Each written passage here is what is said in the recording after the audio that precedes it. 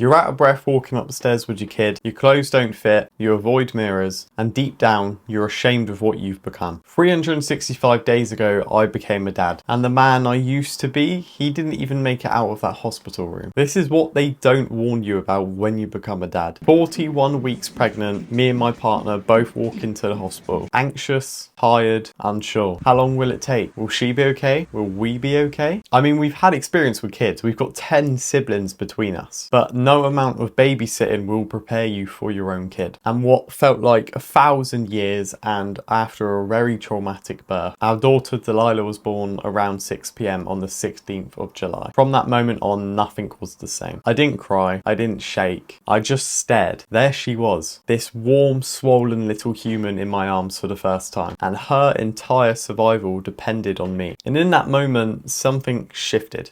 My brain rewired.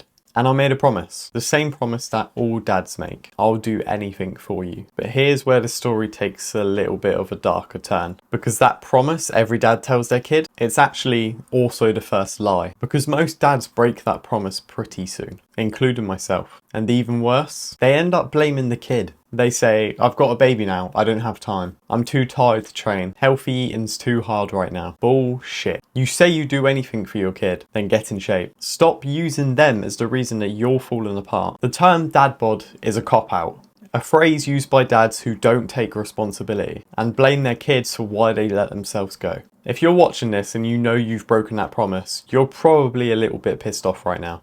Good. Because that means something in you is waking up and it's not going to feel great. But now you have the chance to change. I lied to my daughter too. I started ordering takeaways every single day, skipping workouts, and just became a couch slob.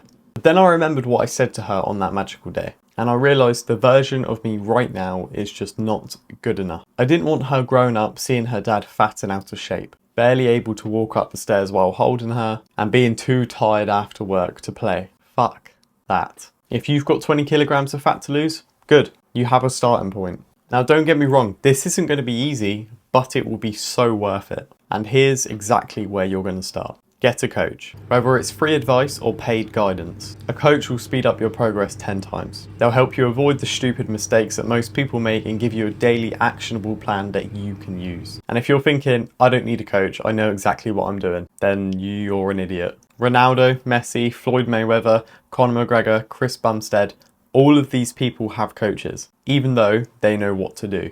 In fact, they are the best in the world. Well, except Ronaldo, Messi's better. Next. Kill your old mindset. Now let me tell you something uncomfortable. Most dads don't fail because of a bad meal plan. They don't fail because of a lack of time. They fail because their mindset is wired too loose and they don't even realise it because nobody talks about this. According to Stanford professor Carol Dweck, there are two types of mindset. Fixed mindset, this is just the way I am, or a growth mindset. I can get better if I work for it. Most dads fall into the trap of having a fixed mindset, especially after having kids. They say, I've always been big. I just don't have the time like I used to. I've got a dad bod now. It's just normal. Having a dad bod is common. It's not normal. That's just your brain trying to protect you from change. And here's the real key. You don't rise to the level of your goals, but you fall to the level of your systems. James Clear, Atomic Habits. You say you want to lose fat, that's a goal. But goals don't change your life. I mean, we've all set them New Year's resolutions, haven't we? A change in identity does. The goal isn't to lose 10 kilos. It's to become the person who trains and eats and acts in the way of that person who is 10 kilos lighter. Next, track everything. Your weight, your progress photos, your calories, your steps, your sleep, your water. The more data you track, the more awareness you build. And awareness creates control. You don't need to become a new identity overnight, but tracking is how you become him. This isn't just motivational fluff like a lot of YouTube videos. This is backed by science. A 2021 meta-analysis published by the American Journal of Preventative Medicine found that people who consistently tracked their food intake lost twice as much weight as those who didn't, regardless of what diet they followed. Why? Because tracking creates feedback. Feedback creates adjustment. Adjustment creates results. All of my clients track these things. And it's one of the key reasons why they all consistently lose 10 kilos and keep it off. So stop guessing and start tracking. If you're serious about change, you need data, not just desire. Now, if you're still watching and want more value, then you should watch this video on screen right now.